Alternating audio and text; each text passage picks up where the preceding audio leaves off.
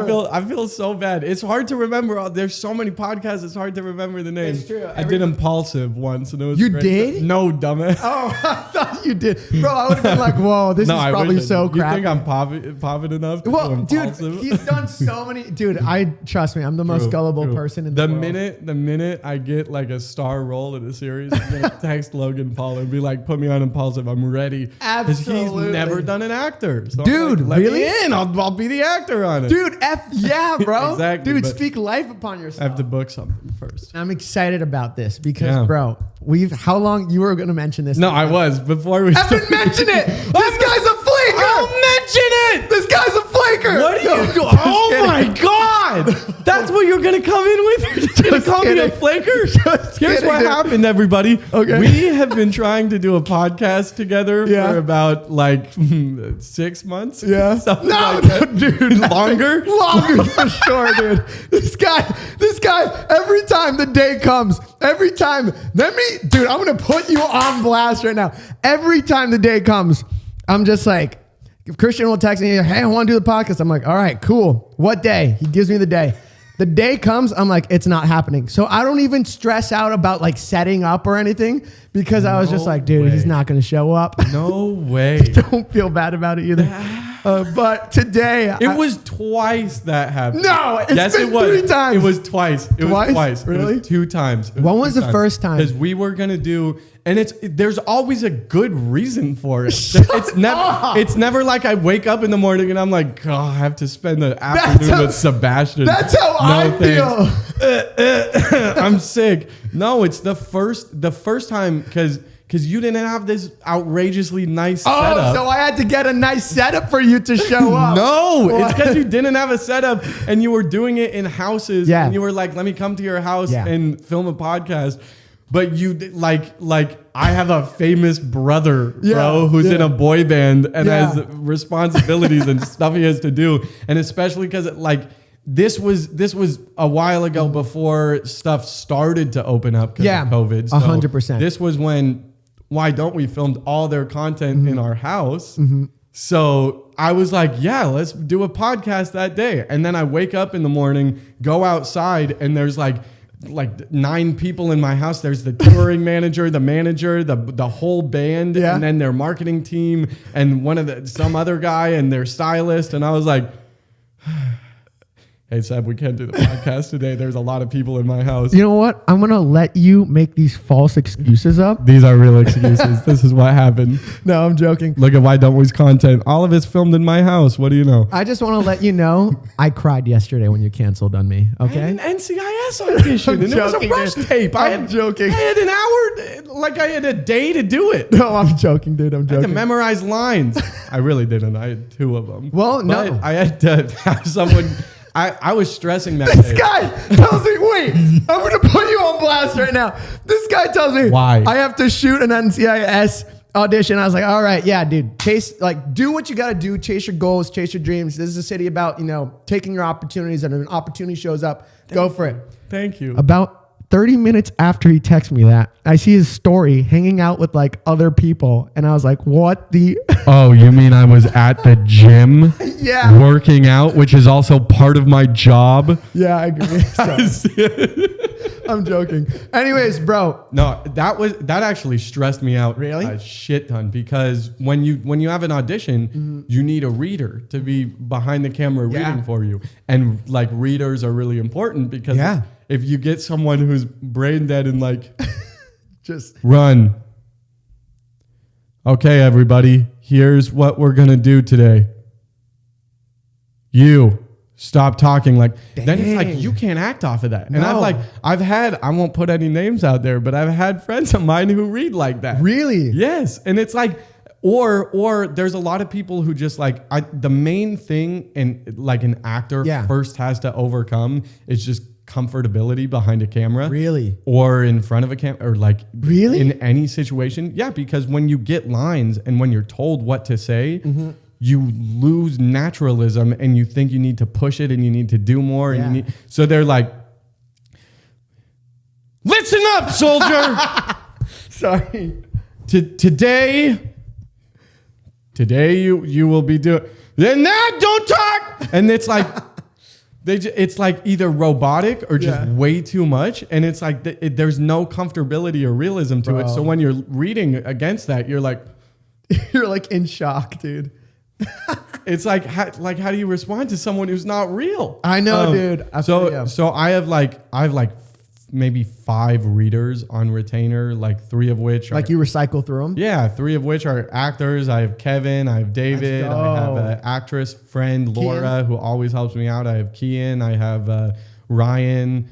Dang, dude, you got a whole arsenal. And because a day like yesterday, I get an NCIS rush tape. So I'm like, Laura, are you free? And she's like, no, I'm working. Kevin, are you free? No, I'm filming some videos. David, are you free? No, I have like a meeting and I have this and this and this. So those people behind the camera who are reading to you are necessary also.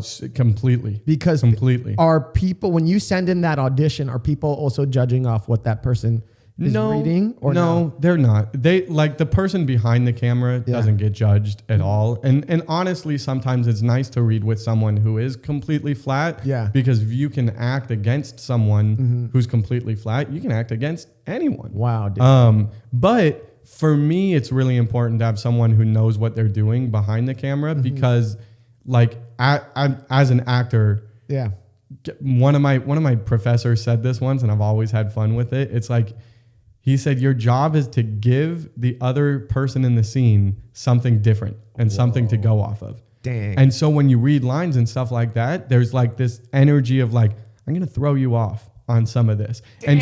And so if it's like an angry scene and you're like, and you're yelling at each other and then you come in and you're like,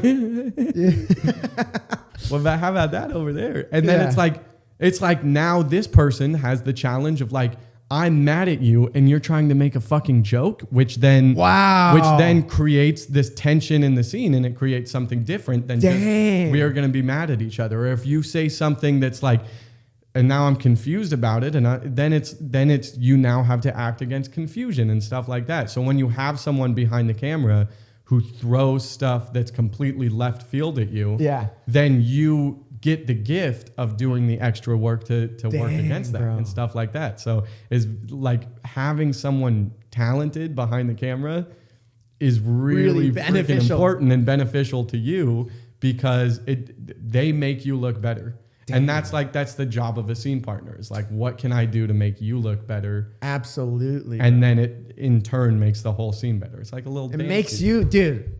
Yeah. That was absolutely amazing, dude. I just feel like I had a 101 course with you on acting, dude. Look at that. I seriously appreciate that. But since we're talking about acting and all that stuff, I need you to act a little bit. And now look, everybody, he's not even mad that I missed out yesterday. Yeah, I know.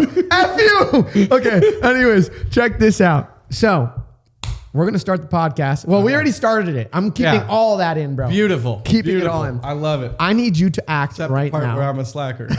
Just kidding. Cut that out. All right. I'm sorry. No, it's fine. It's funny. All right. Check this out. So I tell all my guests to start the podcast and act as if it's your podcast. You're running the show. Your podcast is called Better Together. If you were to start the podcast, how would you do it? What would be your intro? Go for it. I'm not even going to say anything. Hi, everybody. But I will judge you. Whoa! I was just about to start. But I will judge you from 1 to 10 Sebastians. Okay? Great. So we'll see. Go for it. Sebastian earn me in the real world? I don't know. Great. Hi, everybody. My name is Christian Seavey, and this is my podcast, Better Together. Today, we are starting with a very, very fun guest. It is Sebastian. Sebastian, I'm so glad you were able to join us today. Dang! That's pretty like soothing. Thank you. You have a soothing voice. Thank you very much. I like that. It's deep. It's got some nice timbre. I'd give it a 7 to 8, Sebastian. I will take it. I'll accept that. I like that. That's good. Dude, that's perfect, just bro. Slightly above average. All right. I have a bunch of things I want to talk about. Great. First off, okay, so we already talked about acting, and I want to keep on talking about that. And I have a bunch of things I'd like to talk about. What? Today, it's my podcast. Sebastian, this is a really beautiful studio. Thank you. I'm not good with words of affirmation, so you could shut up. Just kidding. Okay, I'm sorry. No, but it is really nice. No, I really do appreciate it. Sebastian's house is designed beautifully. No, it's not. It's like a 5-year-old little boy lives in there. I walked in here, and it's like, it's just not a ton of space, but it's organized so beautifully that it looks like this really massive place. Thanks, man. So I want to talk about something real quick first. bro, why don't we have a YouTube channel? Like, you're so charismatic. You're like, yes, you show up on so many things, on so many of my friends' videos. Yeah. And I tried to look up information about you on YouTube, and I can't find, well, I do find you on YouTube, but I don't find your own channel talking about your own passions. So to really get to know you, I've had to have this podcast show up, because I don't, the thing is, we show up at parties, we see each other, we say, hey, what's up? But we have so many friends that we end up talking to other people, and we do our own things or whatever. But to have a one-on-one conversation with you, I was really excited about this because I think the only time we've had a one-on-one conversation that spanned longer than like 2 minutes was where were we driving back from? So that's what I want to mention, actually. Yeah, there we go. Because that was it was a very memorable conversation with me. One, because you were very open, and I think it's very hard for people in Los Angeles to get open with others and fully agree with and really just be vulnerable and talk about what they're passionate about. And you did an amazing job at that. So we were at Corey's. It was literally maybe like a week after Corey passed away. Yeah. And we went to... It was at the Viewpoint, right? Yeah, the Viewpoint where we put the balloons out and all that stuff. And then I got into Bobby's car. And I don't know if you remember this, but I think this is kind of a sad story. It's a real good story. But basically what happened was Bob was kind of freaked out. This was happening during the pandemic. Yeah. So I get it. Like, I understand why he was freaking out. So we were all leaving, and I came to the Viewpoint with Kian and Ayla. Yep. And then I hadn't seen Bobby in forever, so I was like, oh, I want to spend time with Bobby and drive back to the C4 house and see how he's doing. So I jump in his car, and everyone else left. And so for about 20 to 30 minutes of the ride with Bobby, his face, he literally has a shirt like this with a mask on. He has his shirt over his nose with a mask on, and he's effing pissed off at me. He's literally like, dude, I can't believe you're in my car right now. How dare you, bro? Dude, you do you not know what's happening right now? Do you not know that this pandemic is happening right now? Dude, he was going to I was so scared to the point that I started calling everybody in my phone. I was like, hey, how far are you from me? How far are you from me? And you guys, you were in the car in front of us. You were with who? I don't even remember. I think you were with like Neza. Oh, you were with Neza for sure. Yeah, maybe it was Neza and Crawford. Whoever it was, dude. I remember calling Neza and just being like, Neza, are you in front of us? And she was like, yeah. I was like, once we get to red light, before we get onto the highway, can you please let me in the car? I remember that was one of the funniest things I've ever heard, because I just hear like the phone call, sure. Yeah. And then hangs up. Someone in the car was like, what's happening? And she goes, Seb is jumping in our car. Bobby doesn't want Sebastian in his car, so he's just going to come and sit with us. Everybody cool with that? Yeah. Dude, and then Bobby. Literally, I remember getting out. I was like, I'm so sorry, Bobby. And I jump into your car, and I'm like talking to you. But that was such a great opportunity to get to know you, because one of my favorite things about being in cars is that you can, I love that little glance in the camera. One of my favorite things about being in cars and road trips is that you're stuck with the people in your car, and you have nothing else to do. Boy, was I stuck with Sebastian. F you, dude. No, just kidding. Sorry to all my headphone users. But it was so good to get to finally know you and hear about your passions. And you're so easy to talk to, bro. Thanks, man. You're so incredibly easy to talk to that, it was just awesome to get to hear your story and everything that you have to say. So, bro, why don't you have a YouTube channel? Yeah, that was the question. Oh, jeez. I've answered this so many times on stream and on stuff like that. Yeah, that it's like YouTube, if you really want to do it, and if you want to do it well, and if you want to grow in it well, you have to be consistent at it. You have to work hard at it. You have to have a flow of ideas that you want to do, or else you end up on this spurt of like, I'm going to post, once every week, and then you post once every week for like 6 weeks, and then it's like, oh, now I don't have any ideas. Now I'm going to go do this and this and this, and then you lose track of it. And so if you really want to do YouTube, you have to commit 100% to it. And the thing with me is am a charismatic person and I create content with my friends, and I go and do YouTube videos with my friends and stuff like that, because I genuinely find a lot of fun in doing it.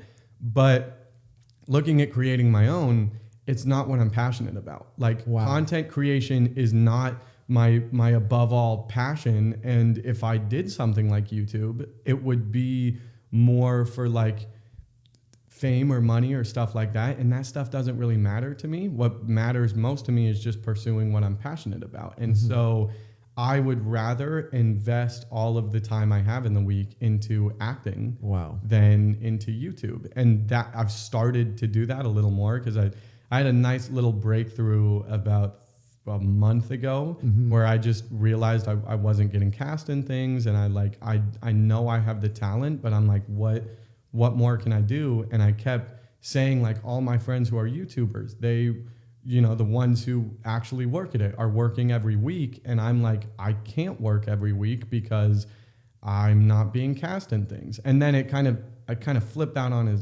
its head, and I was like, oh wait, no, I can work every week. And it's like, I can work towards what I love and work toward a skill set that's useful. So now I do parkour, martial arts, tumbling, acting coaching, just as like prep work. Really? So I've busied myself in ways that are beneficial to acting, because I tell myself, like, I would love to be in a Marvel movie. I'd love to be in a DC movie. I'd love to be a superhero. I'd love to do an action movie. I'd love to do even a show like Stranger Things or Outer Banks or stuff like that.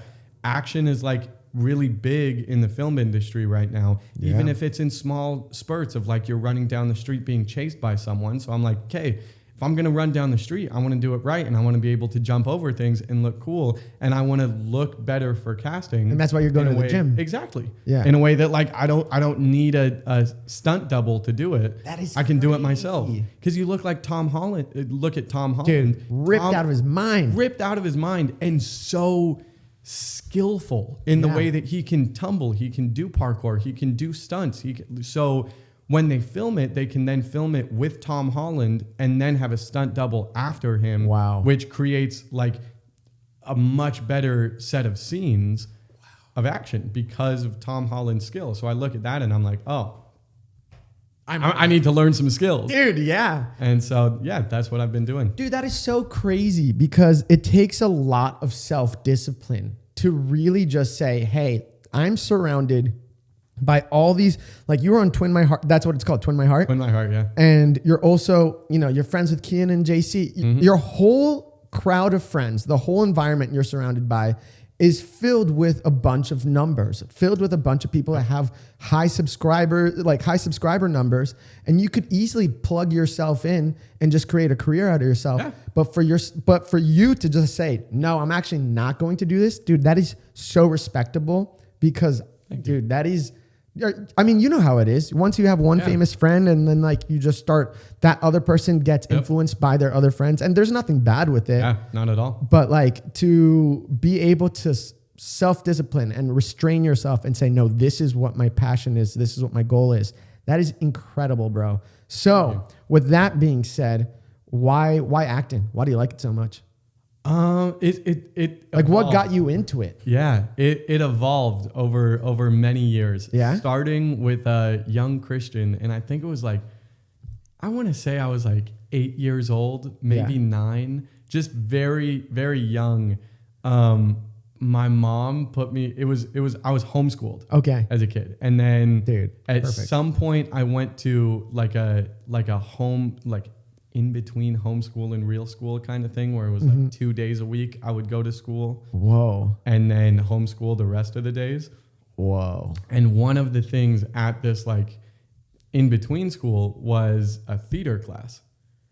So I was like, so my mom put me in it and I was like, oh, that'll be fun. And then I played a pig.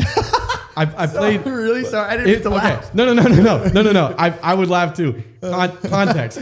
Yeah. The play was called Trial of the Big Bad Wolf. Okay. So it was all the fairy tale people have, like, primarily the court. 3 little pigs Heary. are in court. Yeah. doing a trial of the pigs versus the big bad wolf. Ooh, I've never heard of this. It's so absurd, and I don't remember any of the plot line, but I just remember I memorized all my lines with my mom. Yeah. I had like a good set of lines because I was Which pig were you? Were you the smart one or the dumb one? I was the pig, I believe, that made his house out of straw. Oh, so you're the first dumb one. I was the dumb. I was the dumbest of the pigs. Yeah. But I had this speech where I like put Cinderella on the stand. Yeah. And started asking like, why did you run away from the ball? Why'd you leave your prince in the loan? Why'd you do this? Why'd you do this? Why? And I had this like, dude, I ate up the scenery. It was literally like, why? Got a standing ovation. I was 9 years old. I was like, no way. Yeah. This is what I want. I did this shit. Yeah. And I sat down, never did theater again. That's what you said. I can imagine you at 8 years old, 9 years old saying, I did this. Like, that's what I can imagine. Except I was raised in a Christian home, so cussing was illegal. No, you're chilling, bro. But so that was 8, and then I stopped doing it until sophomore year of high school. It was my freshman year. I was looking at the list of classes. Okay. And I saw theater. Mm-hmm. And I was like, oh, I remembered when I did that play way back when I had that moment. Easy A. That's literally what I thought. And so I signed up for the theater class, started doing the class. The teacher, her name was Miss Stevenson at the time, and now it's Mrs. Rich because she got married. Oh, nice. Good for her. But she was like, Christian, audition for the play. And it was Lord of the Flies. And I was like, way. Miss Stevenson? Yeah. No. And Why? then every day. Wait, why'd you say no though? Because it was weird. What do you mean? And that's why. So you jumped into it thinking I jumped into it like this is going to be an easy A, but then I'll still be like one of the cool guys in high school. Yeah. And then she was like, Christian, do the freaking play. And I was like, no, it's weird. I don't want to do it. It's time consuming and weird. And that's not what I want to do. Yeah. And then finally I was like literally in the class before auditions. Mm-hmm. And I was like, screw it, I'm gonna go do it. Because there were a lot of cool people in the theater department. And I was like, you know what? I have fun in the class. A lot of hot girls probably too. Yes. I was like, there's a lot of cool people in the class. I have a lot of fun doing it. I'm not gonna let what other people think about it get in my way. And I went and auditioned, and I was like, you know what? She's been asking me to do it. I'll probably get the part.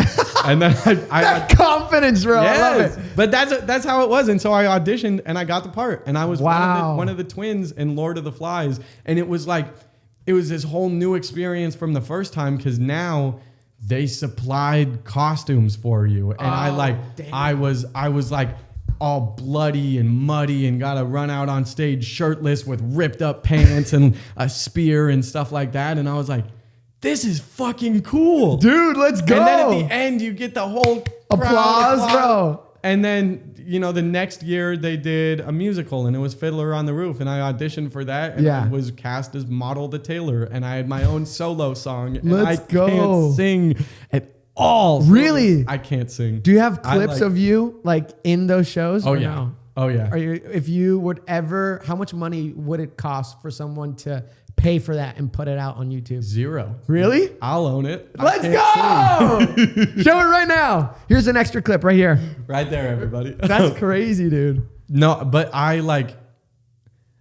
loved in high school. I just loved the adrenaline from like learning all the lines, from getting on stage, from like stepping out of yourself and giving a performance and all of that. Course, bro. And that I loved it in high school. And it was like, this is so much fun. I love doing this. There's nothing I'm happier doing than when I'm out on stage doing it. Then you come in and you have the whole cast and you're like, yeah, we went out and we did that. We did it, dude. And then, so I continued to pursue it in college. And in college, it just like the first actual acting class I had just so deepened my my love for it, because it became not about like the crowd and the stage and stuff like that, but it became like becoming a different character, empathizing with the character you're playing, and then empathizing with the person opposite of you as the person that you're playing. Dang, so it's just this full set of empathy.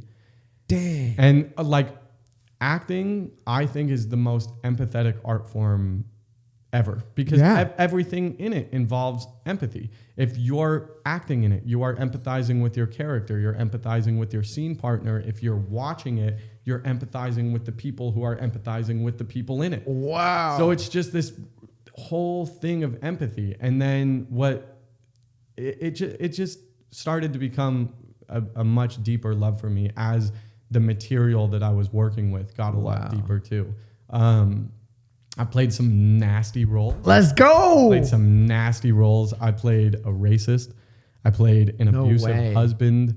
I played a kid who comes back from the war and is just the most toxic, masculine, like there's only one gender kind of person ever.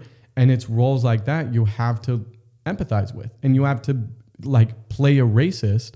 Like, yeah, I'm a racist, and yeah. You have to be it, and you have to like in that character's mindset be like, these people make me look bad because they take this from me and take this from me and take this from me, and it's obviously a fucked up mindset. That's heavy. But you have to believe it to play the character, because the story isn't correctly told unless you fully believe it. Wow, bro. And so if you're a racist, you have to be a racist to tell the story of racism. During the play where I played a racist character, literally in the front row one night was a black family, and I had to get in the center of the stage and be like, you guys walk around saying N-word this and N-word that, and I can't even make a joke about fucking dick. Wow. And it's like, it's that heated in these things, and I like look down and see the family crying, but then I have to finish the show. Yeah. And then that same family afterwards came up and they said, thank you for your work. Wow. Because, you know, in my belief, it's sharing that story. And if you look at something like Get Out, all of those people say fucked up things, but they have to in order for that full story to be told. Yeah. And they have to do it very honestly and very truly, or else it becomes a caricature of that person and people don't buy it. Yeah. And so they don't empathize with it. There's so many times in movies where I have to tell myself this person is playing a part and I don't actually hate the person. Yeah. There's so many moments like that. But when you hate a character, you hate what they're doing. And you're succeeding as an actor. Exactly. And then it makes you go home and think about like, well, have I ever done that? Yeah. Because especially I was in this play called Clybourne Park, and it's like it hits and misses. It was written by a white playwright about the black experience, which I don't fully agree with, but it does have some moments that hit, and it does have some moments where it misses, as a lot of plays do. Yeah. But I think some of the moments that really hit were just like the just small bits of racism throughout it, like the white pregnant girl who goes, well, I'm friends with some black people, and it's like, that's racist. Yeah. But in this grand scheme where you see like different levels of racism, anybody in the audience goes home and they think about it, and then maybe 3 of those people go home like with a new perspective. Oh shit, I say those things, and now they have a new perspective on it. And so to make somebody empathize with a character who's disgusting, then makes people think. It's so cool that you mentioned that, because one time I had an experience like that where I empathized with a character that I'm not supposed to like was the Joker. Yeah. I left leaving the Joker being like, what he did was absolutely wrong, but I understand his point of view. Yep. And I have, and it was like, it felt wrong to have empathy, but I was just like, but I understand, like when you see his whole life. Exactly. Yeah, go for it. No. No, you go for it. Okay. I was just going to say, because when you watch it and you understand, like, this is, you get like, this is why he's doing those things. And then you start to look at all the side characters that brought him to do those things. Yeah. And then it's like, oh my, you get this full story of like, why this man is so crazy. Yeah. And you feel bad for him. And then you don't necessarily hate him. You just hate the people in his life who made him that way. Yeah. And the story that, dude, I just want to mention, it is so cool to hear how, like, this perspective of acting, because even from the very beginning, one of the things I wanted to mention to you was I think going back to even the topic of masculinity and how when you're in middle school or even in high school, people tend to, like, I remember, and I'm going to say this right now and be straight up. I remember people in my high school. I went to an all guys high school. Yeah. And the people that were in theater, the jocks, and that's including like most of the school, about 80% of the school, because it was an all guys school, would make fun of the kids, the 20% of the kids or 10% of the kids that are in theater. And they would say, hey, these kids are gay. Yep. These kids are, the F word and all that stuff. And there's a part of me where I wish I was strong enough to want to try that, because I swear to you, I had the same exact experience. I went to summer camp. Yep. I was invited to do a theater class, had the best time of my life. Yeah. Enjoyed it. It's so much fun. But then I had this narrative told to me, or this narrative that I was seen being played by younger kids, middle schoolers and high schoolers, who are like, oh, if you do that, you're an effing loser. If you do this, you're, they're telling the story as if you're losing your masculinity by doing that. And so it's, dude, mad props. But then the thing is, look at fucking actors, dumbasses.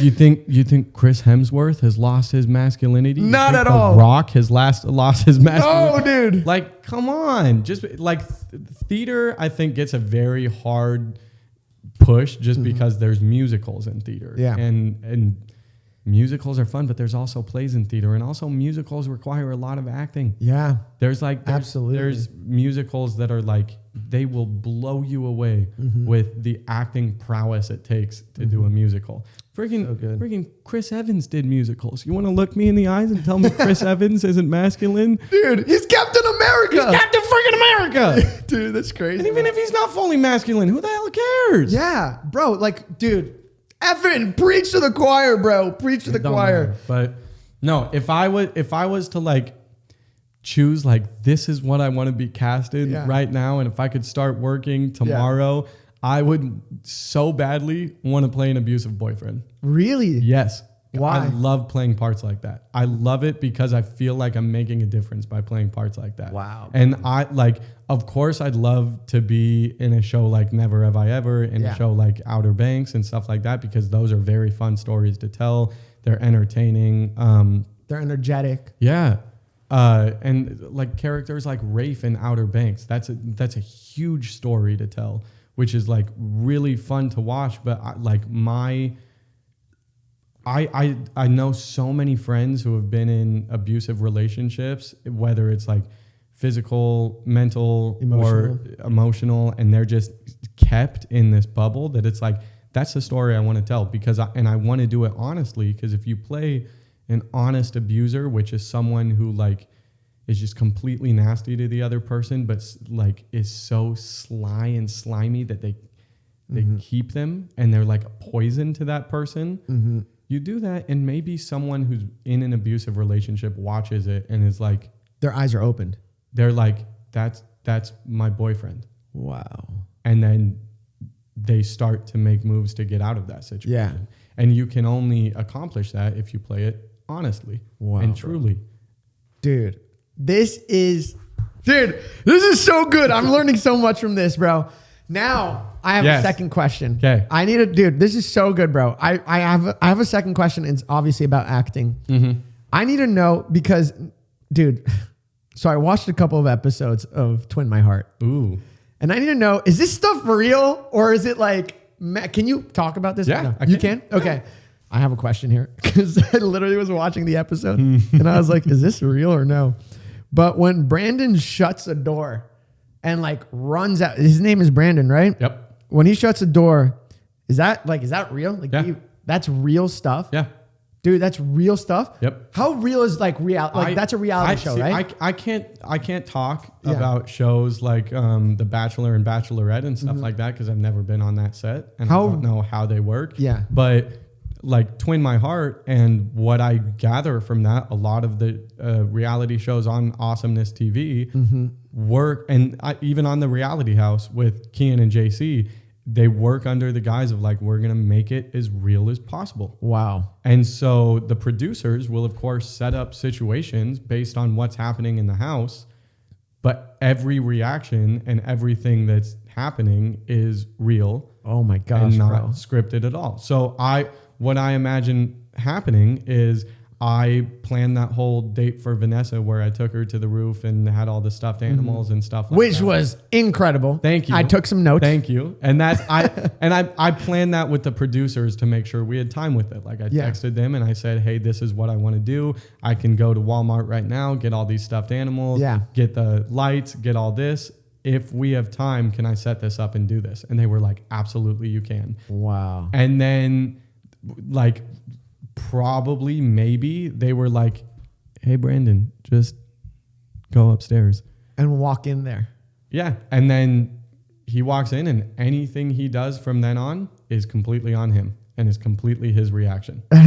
I don't know how your mental state is in those type of shows. Like, bro, that is horrific. Really? It's horrific. Dude, are you on the edge? Are you like, do you feel like you're stepping on eggshells when you're doing shows like that? Always. Because one, you have, the outside gaze. It's like people are going to be watching this. So you don't know. And it's like, especially in Twin My Heart, it's like, it took me a few episodes before I started talking shit on other people. Let's go. Just because I was like, I don't want to be the guy that comes in here and talks a whole bunch of shit and then everybody doesn't like me. Yeah. Like you want to be rooted for. By episode 3, I was like, oh, fuck it. I don't like this guy. Brandon, fuck off. Stuff You're like just that. so tired, bro. Yeah. You must be so tired. Because like, but it's, do you know people? Sorry. You're good. No, I would, dude. You know what? It's your podcast. No, that's my. No. It's your podcast talk. I'm going to cry. No, I actually just want to know, do you know people are rooting for you as you're shooting these episodes, or did you not know? No. Really? No. And it's funny because I heard afterwards that the director like cast me and was like, yeah, this guy will be out by like episode 3. Hey, are you, bro? Yeah. And like, of course they don't tell you that. Yeah. And of course they don't say it, but it was like, yeah, that's where I was at. And I think it was when Vanessa and I went on the solo date that she was like, this guy's here to stay. Whoa. Yeah. Dude. And like, Let's go. it's fun for. That's my guy, bro. That's my guy. It's fun for us. And I think it's fun for the producers too, because day by day they get to see like who's she more interested in, and they get to kind of play and they get to puzzle and like they get to write the story of like, okay, well, episode 3 and we already know it's going to be Christian against Brandon, so let's just set up situations where the tension is there and stuff like that, which is, it's fun. Dang, bro, that is so effing cool, bro. Dude, this has been such a fun podcast to shoot, and I just want to say thank you again for just popping in. Absolutely. I have I'm going to mention one thing. Okay, hit me. I need help with improv. Okay, I want to take an improv class, and I feel like you're very good at improv. So I want us to play an improv game right now. Okay. So I've never taken an improv class, so I'm going to be really slow. I'm going to be very slow. That's okay. I'm subpar at improv. I won't say I'm the best. No, but you'll be better for sure. You'll be better. We'll see. This is I'm with 0 classes of improv. Great. You have acting. You've probably practiced improv without even knowing it. Yep. Okay, I want to play a scenario. So have you ever heard of this improv game where you kind of have to have a story keep on going, but your sentences has to start with the next letter of the alphabet. So I'll start my sentence with the letter A, and you start your sentence with the letter B, and then I'll go to C, D, E, F. But I'm going to give us a scenario. And I don't know if this is going to go well or not.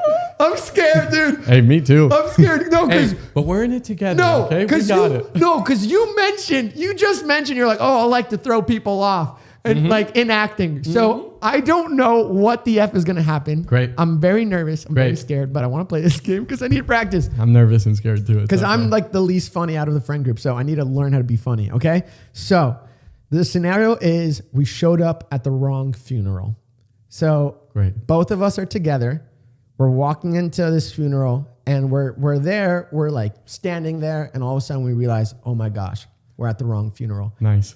You start with the letter A, and then I go to B. You go to C. I go to D. I go to E, F. Okay, ready?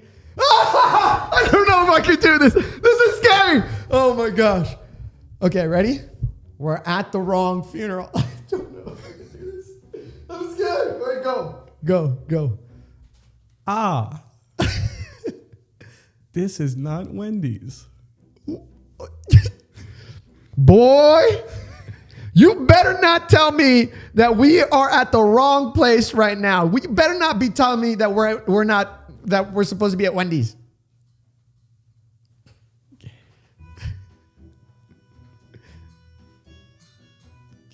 Can't help you on this one, buddy. We have lost it here. Dude, where are we? I thought we were supposed to be at Jacqueline's funeral.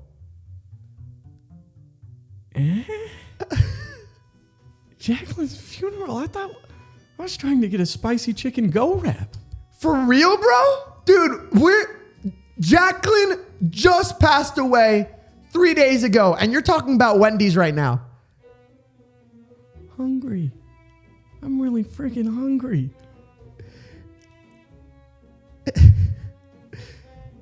Irresponsible. That's what you are, dude. I can't believe that you're thinking about food while Jacqueline's family is crying in front of us. Jacqueline! Oh, oh my God! Jacqueline's funeral, isn't that today? Zoom tight. Sorry, there's someone sneezed, bro. I'm sorry. Yeah, dude. Are you kidding? Are you kidding me, bro? Dude, Jacqueline was your best friend. How could you forget? Legit, bro. I'm so high right now. Oh my God. Well, we're here, right? This is the funeral. Molly? You're on Molly, I'm guessing? No. No. Weed, man. Okay. We're here though, right? This looks like a funeral. It's definitely not a Wendy's. This is a funeral. Oh, okay. Yes. But let's give Jacqueline's family some reverence. Perfect. Yeah. Where's Petunia? Jacqueline's mom, Petunia? Where is she? Questionable, very questionable. This is intense, dude. Where are we gonna find her mom, dude? Really questionable here. Wouldn't you think if we were at her funeral, her mom would be right here? Sorry, I'm trying to think of it.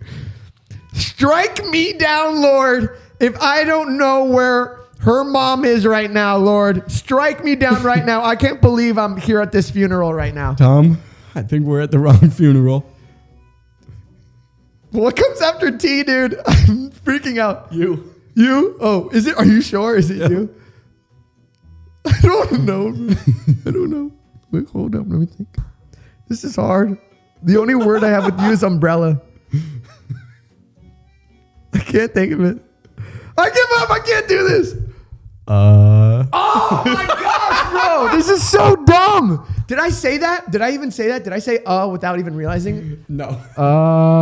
Dude, we already failed at it. Damn. What do you think of that? It was going well for a minute. Dude, you were throwing me some curveballs there, bro. That's what I do. Dude, that was effing good, bro. Oh my God. Dude, that was effing fun, bro. Dude, I don't know what else to say except it's just been so awesome to have gotten to know you, and it gives me more excitement to be able to see another friend at a party and be like, oh, I know Christian. Well, I know you more, a little bit more, where there's more familiarity. I don't know if I could say it. I keep thinking we need to do more things as a friend group where we go out to things that Absolutely. aren't parties. Yeah. I want to do more kickball days and sports days and stuff like that and things like I feel like we've been partying a lot, and I want to do more, like let's go out and adventure, road trip, dude, kickball, sports, like things that we can do during the day. Yeah. To bring us a little closer together. Dude, like activities, whether it's going to the movies Or Yeah. it's going to imagine everyone going to Disney together. Ooh, That would be so much fun. Fire. Dude, so much fun. Universal, Six Yep. Flags, Yep. going to Six Flags. Yep. We went to Six Flags like 3 times before Oh, because COVID. you guys had the passes, yeah, right? and it was so freaking fun. Dude, I don't know why people don't And do the it. passes aren't even that expensive. Like, let's all just get passes and go to Six Flags. At Let's get the certain times. passes. Let's get the passes. Fun. Get the passes. Let's get the passes. No, bro. It's been awesome, bro. Thank you so much for showing up on the podcast. Absolutely. Is there anything you want to share or any of that stuff? Actually, I have one last thing before we end. Oh, Lord. Okay, I want to test your movie knowledge. Oof. I want to test your movie knowledge. 1 second. I'm talking. Oof. Do you think, have you watched enough movies or no? I watch a lot of contemporary movies. I watch a lot of movies that have been made from like 2018 to 2021. That's his excuse for saying that he's going to lose. Probably, yeah. I don't, because a lot of people know like all of the classics, and I don't know all of the classics. I think you do. I think you can get I through might. this easily. I might. We'll see. Okay, ready? We'll see. Okay, I'm ready. Here we This go. is this is to nervous. know if Christian really loves acting. Yikes. If he fails this, Yikes. he's gotta. Screw my passionate conversations about acting. If I don't know about movies, I don't know shit. Grotowski, Stanislavski, Linklater, Dude, I think you're gonna get Chekhov. this. I think you're gonna get this, bro. Ready? Suzuki, viewpoints, all out the window. If I don't know this, I don't know acting. If you don't pass Sebastian's movie quiz, dude, I think this is a Alexander pinnacle. Technique, out the window. Bro, there's like Meisner, see ya. there's like Spielberg. There's Spielberg. Okay. There's, Quentin Tarantino Okay. that everyone wants to work with. Yeah. But if you don't pass my quiz, it's all over. Great. Like that's Great. when you know And you're I not still supposed to do be an actor. A24. I love A24. Yeah, even A24, they know that you have to take this quiz before really being taken seriously in the industry. Shit. Anyway, bro, here we go. Okay. This is the first question. This is movie questions. Are you ready? Yikes. Alrighty. This is the first question. Question number 1. The quote, "In space, no one can hear you scream," is the famous tagline from which movie? A, The Martian. B, Alien. C, Pitch Black. I'm I going to got go it. with B. Oh, shoot. Alien. You sure? Yeah. Are you sure? Yeah. Correct. Yeah, we did it! Correct, dude. Correct. Oh, I've never seen that movie, but I know the plot. Yeah. And that's enough to be like, oh, it's B. The crowd goes wild, bro. Okay. Anyways, let's get serious again. I knew it wasn't The Martian, so it's just a 50-50 with a flip of the coin on that one. Second question. Here we go. Dude, you did good, bro. Okay, question number 2. Here we go. We're talking about plays here. Broadway, musicals. So I hope you know this. Here we go. In Mamma Mia, how many fathers does Sophie have? 3. Wow, are you sure? Yeah, It might be 2. it's 3. Are you sure? I think it's 2. It's 3. All right, you got it. Don't test me on Mamma Mia, bro. I know my Mamma Mia. I'm the dancing queen up in this bitch. Come on. Let's go. Okay. Question number 3. Here we go. You're 2 for 2, 2 bro. for 2 right now, You're 2 for 2, bro. Hey, A24, how you doing? Yeah, let's go. Dude, A24 is watching this right now. A24 is like, dude, if Christian gets... You're that big? Congrats. Thank you man. very much. I Podcast appreciate is it. Exploding. Proud of you. Man. Okay. Question number 3. What's the first dinosaur seen by visitors in Jurassic Park? Is it A, Brachiosaurus? Is that how you say it? Brachiosaurus? Yep. Okay. Brachiosaurus. It's a Brachiosaurus. Yeah, it's Brachiosaurus. A, Brachiosaurus. Dude, F that name. The long dinosaur, the neck with the long neck, the dinosaur with the long neck. B, T-Rex. C, Velociraptor. What's the first dinosaur they see? I'm going to go with A, Brachiosaurus. Are you sure, bro? Yeah, I am. Are you sure, dude? You could be wrong, bro. Yes. I'm giving you a second chance. I'm going to go over this again. A, Brachiosaurus. I just got C. Pterodactyl. Whatever. T-Rex. C. Just go C, with Velociraptor. Just go with C, Velociraptor. You're wrong! You're wrong! What was it? It was your gut instinct. No way. Yeah, it was a Screw you. not my Screw fault. you for throwing me off. not my It was fault. a Bronchiosaurus. Dude, you should know your movies. A24. Keep note. Take notes of this, A24. Okay, ready? Damn it. You're 2 for 3. 2 for 3. Okay. 2.5. Question number 4. What does Neo first take to leave the Matrix? A, the red pill. B, a phone call. C, the blue pill. Is that a trick question? No. Because he takes a red pill, but he also gets a phone call. I don't know. I don't know. That's not fair. Paramount, Sony, if you're watching. That's not freaking fair. Yes, it is. I know the goddamn movie. He takes a No, what is it? red pill. Are Hey. you sure? Yes. Congratulations. Woo! 4 for 4. I mean, 3 for 4. 3 for 4. 3.5. 3.5 for 4. Okay. Okay. Last question. Oof. This question, this is the one. This if you don't know this one, Okay. dude.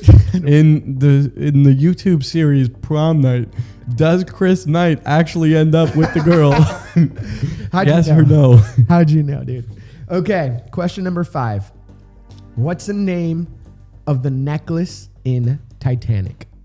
Is it A, the heart of the ocean, B, the diamond of the sea, or C, the jewel of the night? A, the heart of the ocean. Are you, dude? Yes. Don't throw You don't me wanna off. make the It's the same heart of mistake. the ocean. It's the heart of the Dude, Paramount's watching. the heart of the ocean. Disney. It's the heart of the ocean. Disney's watching. The heart of the ocean. Alrighty, congratulations. Don't You've made it in screw me Hollywood. again. You've made it in Hollywood, sir. Thank you. Congratulations. Thank you. I will be sending this over to A24, Sony. Honestly, Paramount. for this Oscar, I'd like to thank my high school theater teacher, Katie Rich. Thank you very much. Katie Rich, we love you. Rich Brown, Jim Lortz. I'd like to thank you as well. Thank you for Wow. everything you did for me in the acting world. Evan Mueller, I love you. What a beautiful, beautiful time in school. Music starts playing because they want To my, what? The music starts playing because they want to cut off their to my speech. manager, Michael. Thank you. Thank you, Mike, as well. All right. Anyways, guys, thank you so much for watching. But dude, it has been so awesome having you on the podcast. It was a pleasure, man. It was a Seriously, pleasure. just getting to hear your story, getting to learn more about acting. Only a and all year that stuff. later, we finally made it happen. Dude, yeah, your fault, not my fault. Okay, that's not a good ending. Thank you. Why don't we make CIS? All right, bro. I love you, dude. Thank you so much. You're the best. I love Anything you that too. you have out that you want to mention, that you want to put in the links, that I should put in the links in the description? No. All right, then just follow him on Instagram. His link will be down below. Follow him. He has a lot of fun I stories. don't have a YouTube, and we know why now. Yeah, now we know. Now we know why. All right, guys. Thank you. Shout out to Christian. And, bro, you're the best. Thanks, man. Wow.